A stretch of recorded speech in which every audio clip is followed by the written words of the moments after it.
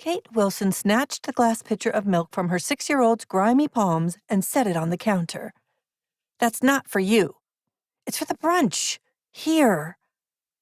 She pulled out a plastic half-gallon jug of milk from the fridge and plunked it beside the cereal bowl. "Be a good girl and use this one." She wiped Lily's dribbles of milk off the table with a dishcloth. Claire snorted from behind her hot pink phone. "Wow. Selfish much?" She blew her bangs out of her long lashes and glared at Kate, challenging her mother to reply. Kate closed her eyes and summoned her patience. Her firstborn had transitioned from a whiny middle schooler to a sass-mouthed high schooler over the summer. Claire had a stubborn streak ever since she was in the womb, but her attitude grew worse by the day, it seemed.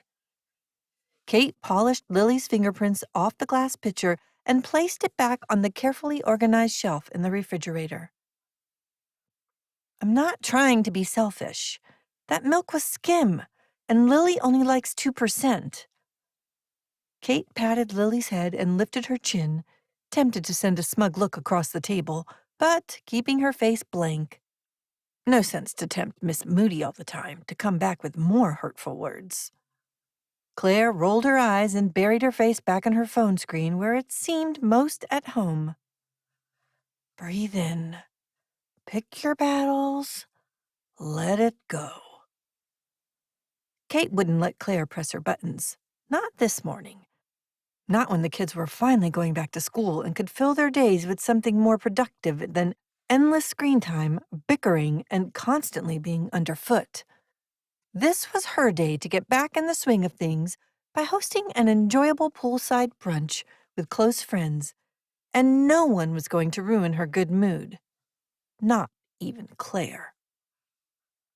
"Lily, I put your lunchbox in your backpack. You have a special surprise snack to celebrate the first day of school.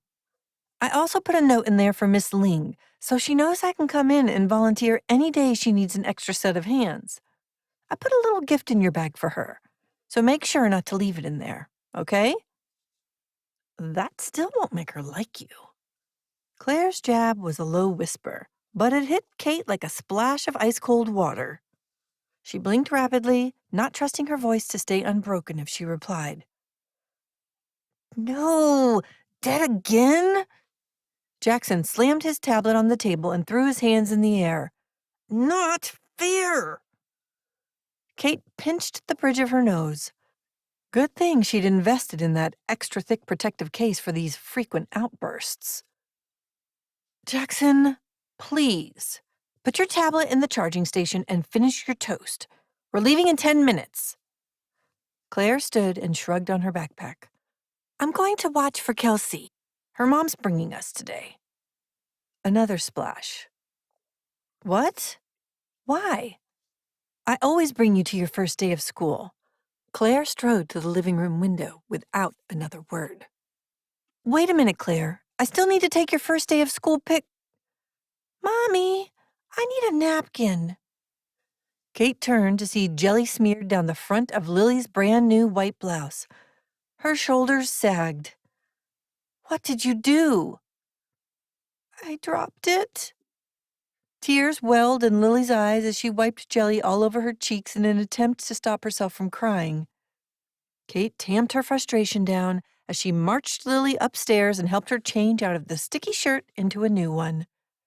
It didn't quite match Lily's unicorn leggings, but it would have to do.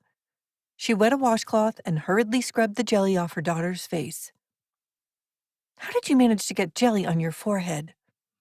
"I don't know." "Doesn't matter. Come on, let's go take your picture by the front door." Kate grabbed Lily's hand. "Jackson, Claire, picture time." She stopped at the bottom of the stairs to find an empty living room.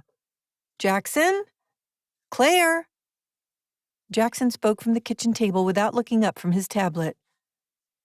"She left with Kelsey." Kate deflated.